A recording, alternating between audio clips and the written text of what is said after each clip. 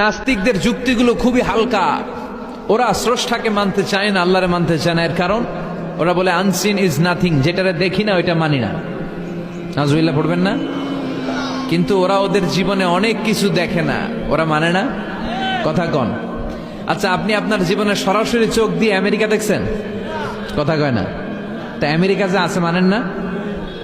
যারা এখনো হজে যান নাই, হজে যারা এখনো যান নাই, কাবা ঘর নিজ চোখে সরাসরি দেখছেন? টিভিতে না, টিভিতে তো সবাই দেখছে। সরাসরি কাবা ঘর দেখছেন? তো আপনি যে দেখেন নাই, আপনি সৌদি আরব যে আছে, কাবা ঘর যে আছে মানেন না?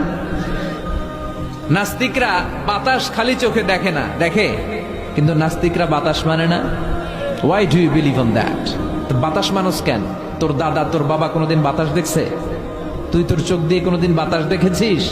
Do you see the air in the atmosphere? উত্তরে বলবেন no. So why do you believe on that? বাতাস বিশ্বাস করো কেন?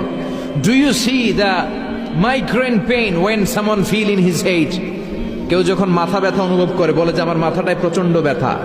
ওর যে মাথা ব্যথা দেখা যায়? কথা বলেন। ভাইজানের মাথা ব্যথা প্রচন্ড দেখা যাচ্ছে? মাথা ব্যথা থাকলেও মাথার অবস্থা যা, না থাকলেও এটা দেখা যায় না। So why do you believe on that? মাথা ব্যথা দেখা যায় না তো বিশ্বাস করস কেন? এগুলো কপাল পড়া, এগুলো হচ্ছে নাম্বার ওয়ান হাদারা মুল্লুক্কা পাঠা।